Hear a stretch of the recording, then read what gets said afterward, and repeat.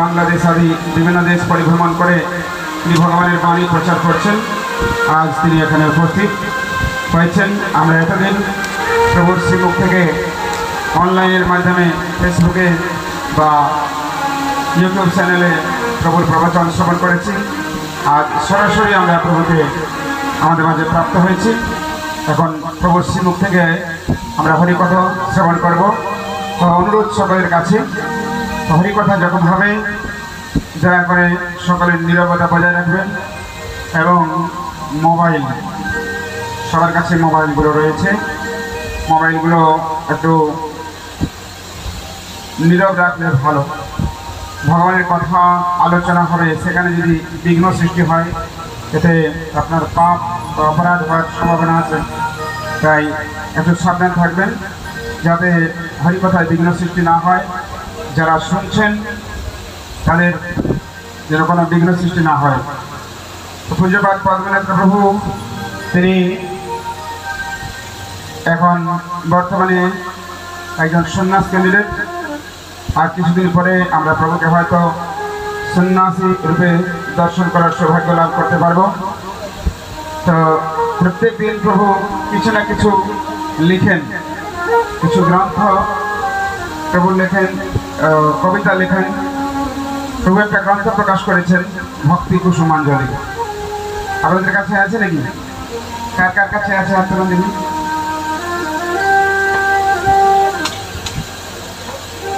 তো ভক্তি কুসুমাঞ্জলি একটি পুস্তক প্রভু প্রকাশ করেছেন, যেখানে সুন্দর সুন্দর কবিতা গুরুদেবের উদ্দেশ্যে, ভগবানের উদ্দেশ্যে বিভিন্ন প্রার্থনা প্রকাশ করেছেন। সেখান থেকে আপনারা এই সমস্ত প্রার্থনাগুলো সংগ্রহ করতে পারবেন ভক্তি কুসুমাঞ্জলি নামক পুস্তকে। আর প্রভু সারা বিশ্বব্যাপী যে কৃষ্ণ ভবনার অমৃত বিতরণ করছেন, এটি হচ্ছে ভগবানের একটি বিশেষ কৃপা। পরমেশ্বর ভগবান শ্রীমদ্ ভগবদ গীতায় বলছেন, অষ্টাদশ অধ্যায়ে 69 নম্বর শ্লোক বলছেন, যারা আমার বাণী প্রচার করে তারা হচ্ছে আমার সব থেকে প্রিয়। তাদের থেকে প্রিয় কেউ হয়নি এবং হবেও না। ভগবানের প্রিয় ভক্ত হতে গেলে কি করতে হবে? প্রচার। যার যেরকম শক্তি রয়েছে সে সেরকম। কেউ এক পাড়া থেকে আরেক পাড়ায় যেতে পারেন, কেউ এক গ্রাম থেকে অন্য গ্রামে যেতে পারেন, কেউ এক শহর থেকে আরেক শহরে যেতে পারেন, অথবা কেউ এক রাজ্য থেকে অন্য রাজ্যে, অথবা কেউ এক দেশ থেকে অন্য দেশে প্রচার করতে পারেন। প্রচার করাই হচ্ছে আমাদের কর্তব্য। তাই মহাপ্রভু বলেছেন, এই প্রচার করতে গিয়ে প্রতি ঘরে ঘরে গিয়ে করো এই ভিক্ষা, বলো কৃষ্ণ ভজ কৃষ্ণ, করো কৃষ্ণ শিক্ষা। খুব মজা। তো আজকে যে এই সুন্দর অনুষ্ঠানের আয়োজন, দীর্ঘ প্রতীক্ষার পর আজকে এই অনুষ্ঠানের সুন্দর আয়োজন হয়েছে। পূজ্যপাদ নারায়ণ প্রভু যিনি আজকে এই অনুষ্ঠানের আয়োজন করেছেন, আজকে প্রভুর গলাদেশে ভগবানের প্রসাদী মাল্য অর্পণ করছেন। মায়েরা উলুধ্বনি, প্রভুরা হরিধ্বনি, হরি বল, হরে কৃষ্ণ। মাতাজি, প্রতিমা মাতাজি প্রভুকে কিছু উপহার দিচ্ছেন। গৌর প্রেমানন্দে হরি হরি বল।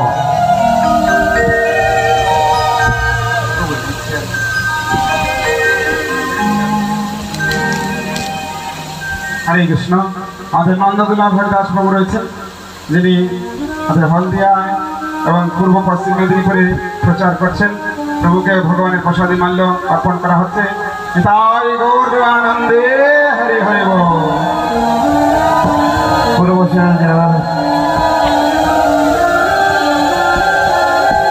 হরে কৃষ্ণ।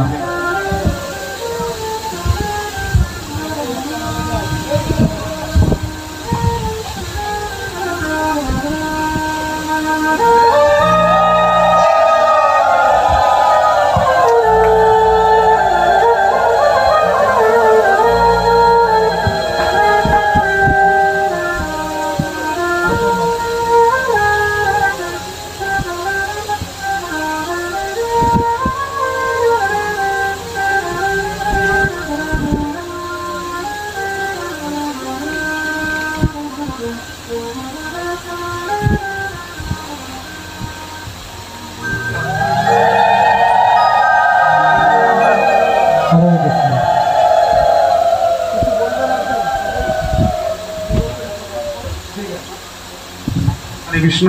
আজকে যে সুন্দর অনুষ্ঠান অনুষ্ঠিত হচ্ছে আমাদের নারায়ণ প্রভু সুন্দরভাবে আয়োজন করেছেন। তো আমরা প্রভুর শ্রীমুখ থেকে দু চার কথা শুনব।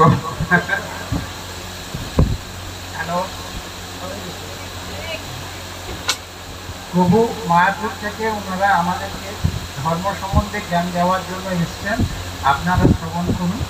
এটাই আমার হরে কৃষ্ণ। হরে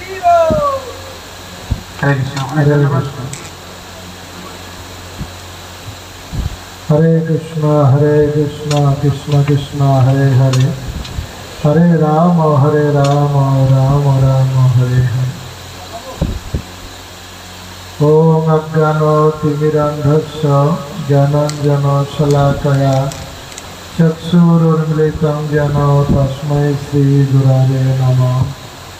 नमः ओं विष्णुपदाय कृष्णप्रेष्ठाय भूतले श्रीमते जय पताका स्वामिनिति नामिने। नमो आचार्य पदाय निताय कृपा प्रदायिने, गौरकथा धामदाय नगर ग्राम तारिणे।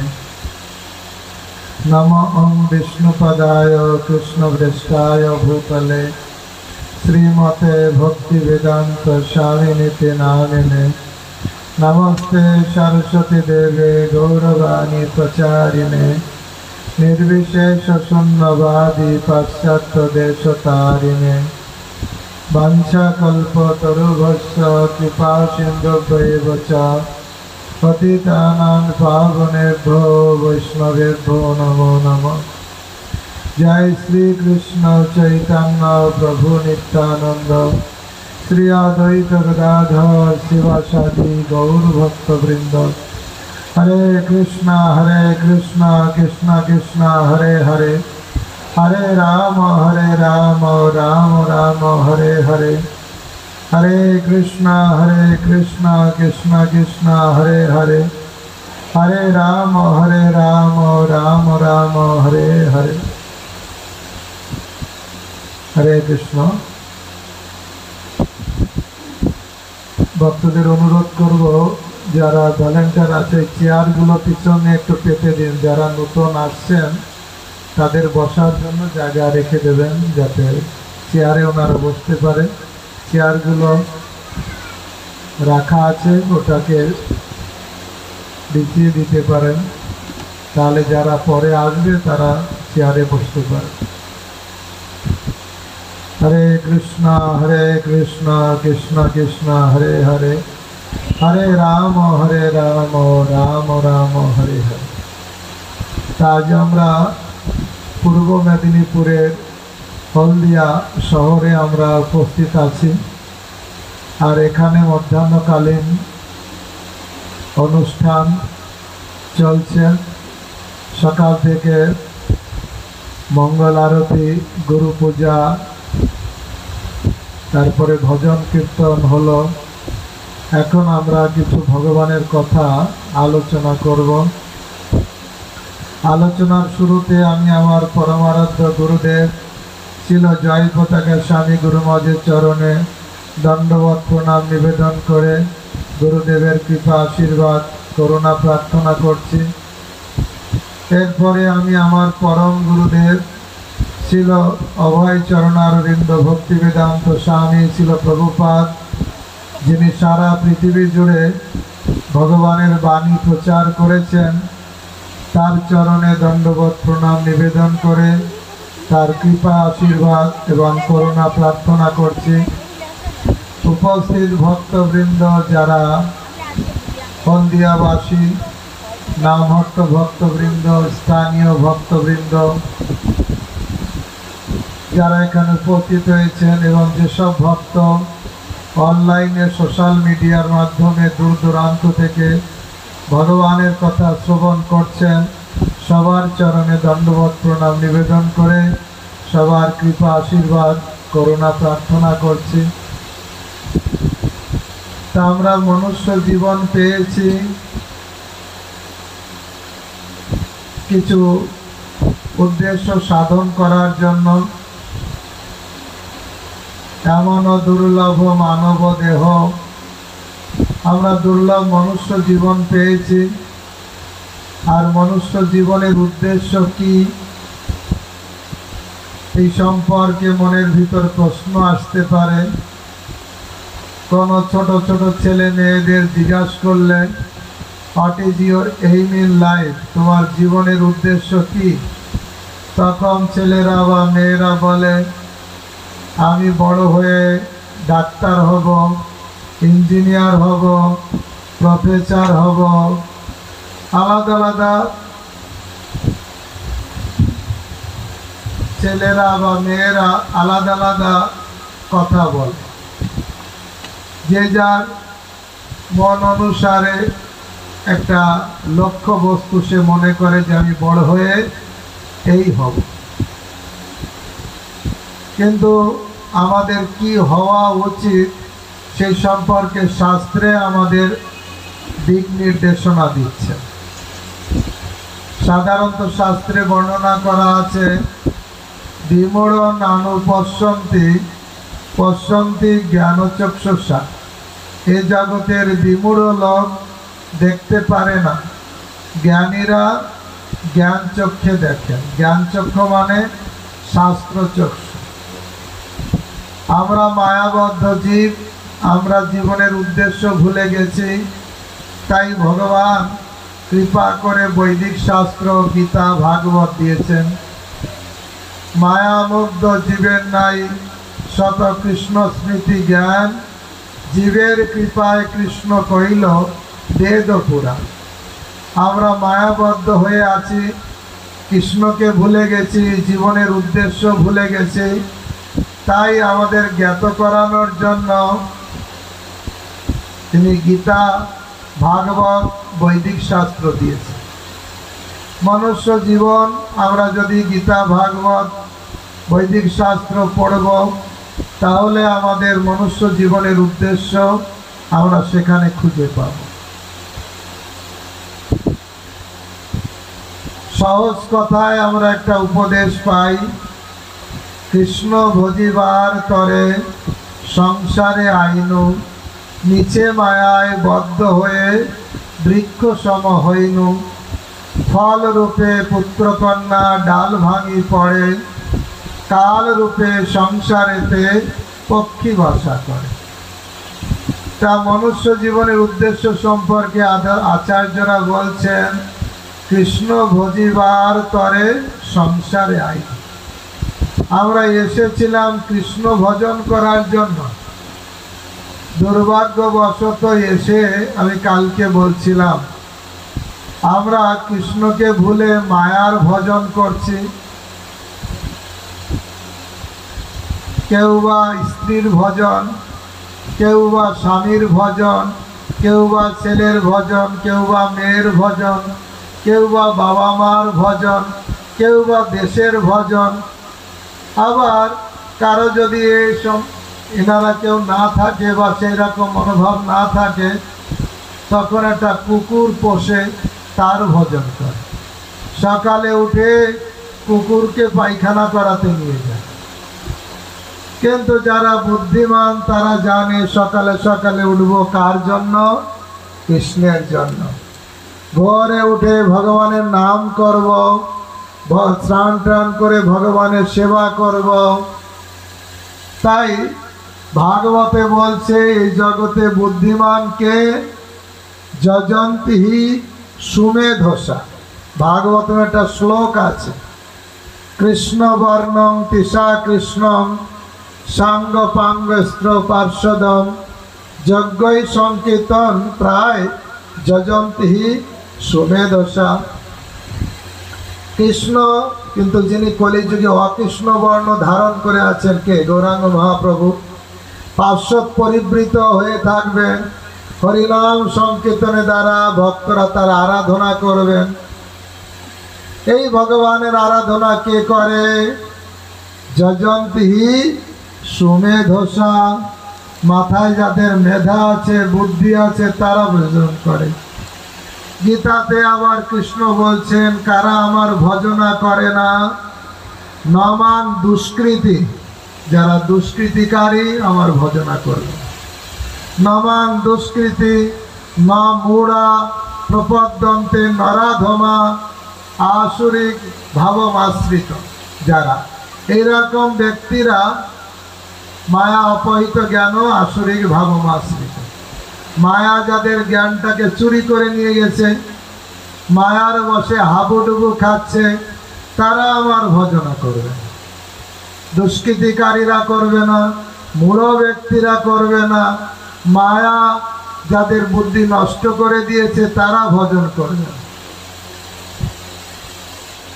তাই কারা ভজন করে ভগবানের গীতাতে কৃষ্ণ আরো বলেছেন, বহুনাং জন্ম নাম অন্তে, অনেক অনেক জন্মের পরে জ্ঞানবান ব্যক্তি মাম প্রপদ্যতে, আমাকে প্রপত্তি করে, মাথাটা আমার চরণে নোয়ায়।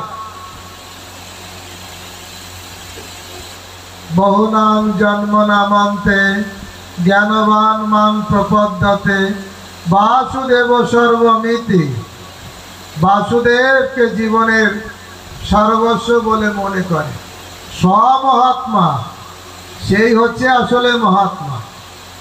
রাজনীতি করলেই মহাত্মা হওয়া যায় না।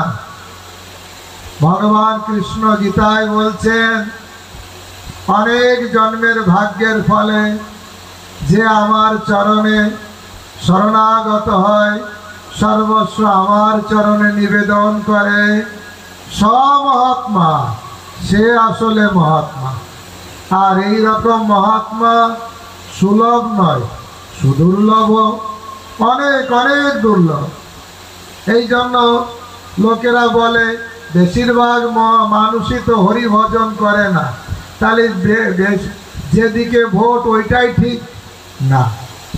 ক্লাসে ফার্স্ট বয় কয়জন হয়?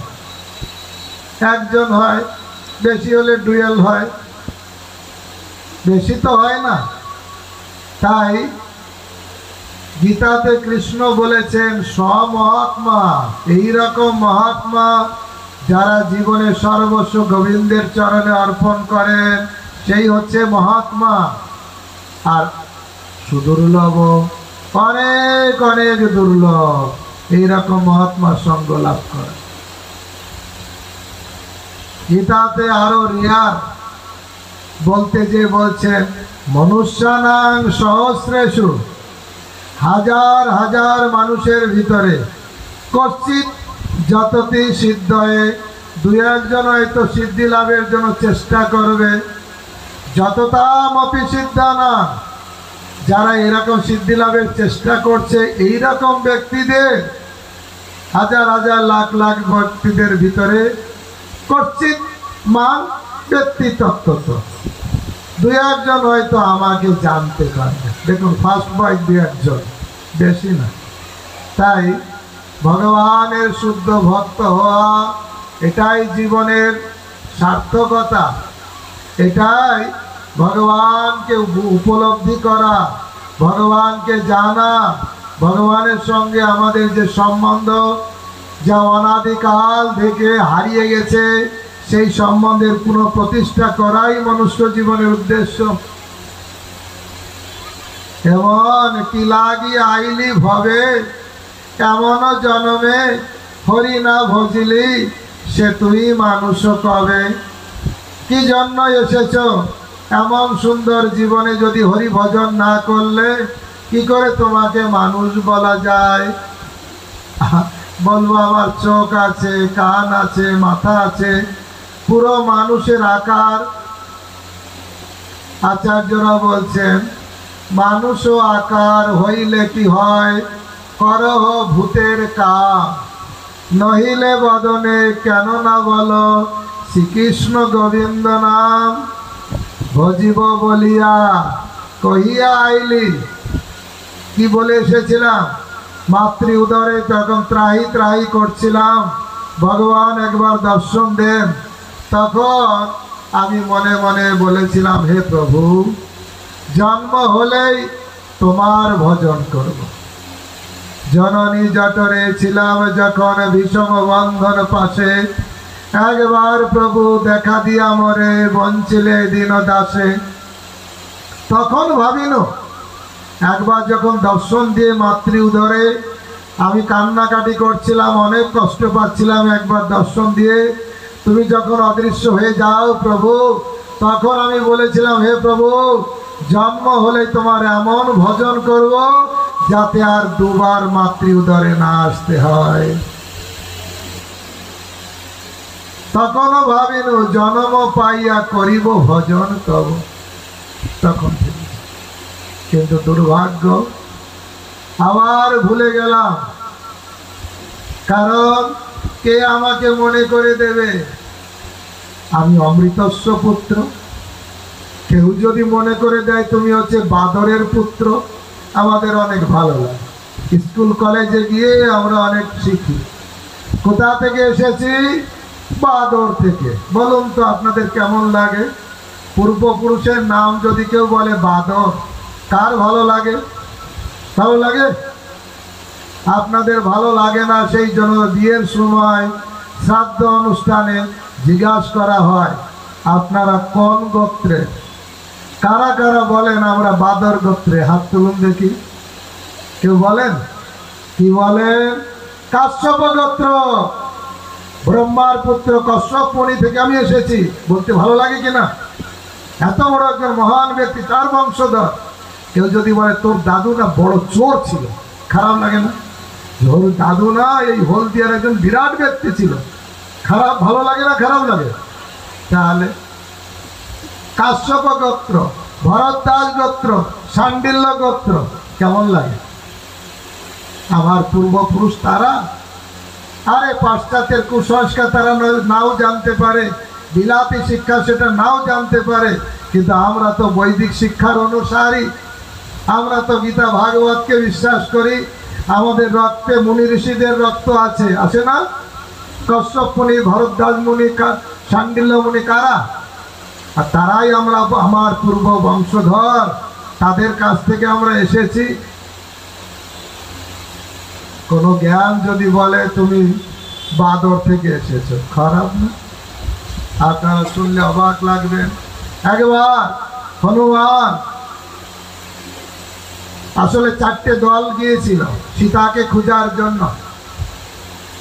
4টে দল, চারিদিকে 4টে দল পাঠিয়েছিলেন। আর হনুমান যে দলে ছিল, ওই দলে কি বলে জাম্বুবানও ছিল। ওখানে খবর পেল সেই কোনো মতে খবর পেয়েছে যে সীতা মাকে চুরি করে নিয়ে গেছে কে? রাবণ।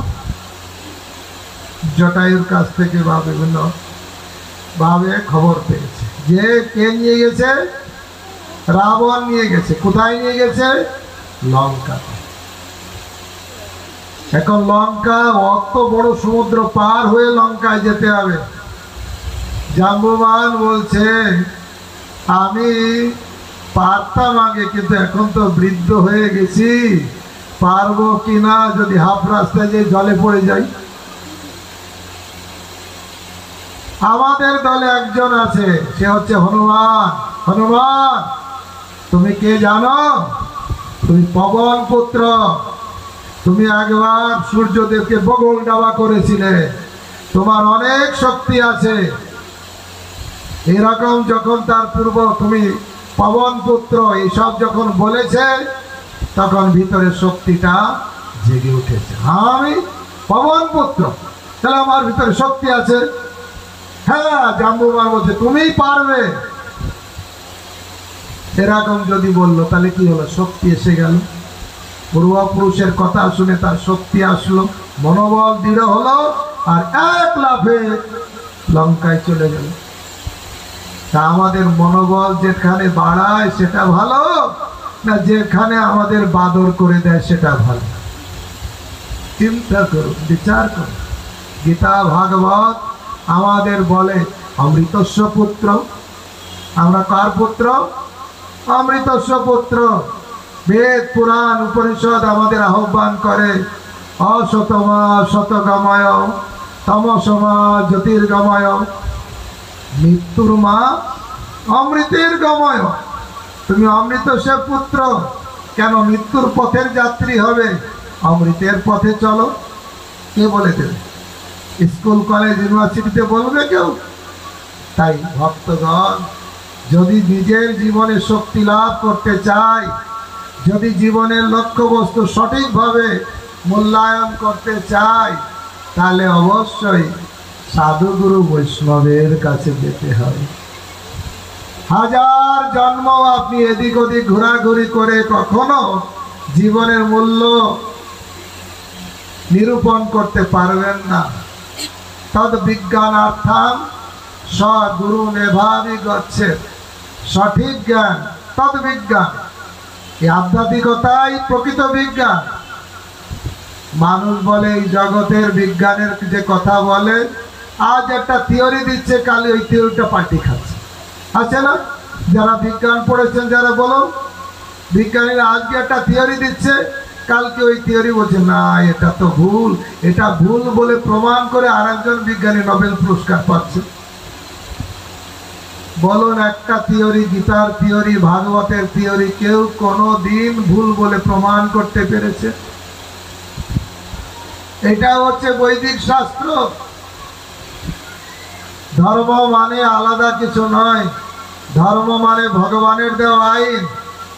আপনার আমার তৈরি করা আইন নয়, তাতে হাজারটা ভুল থাকতে পারে, কিন্তু ভগবান যে আইন দেয় নির্ভুল, সঠিক।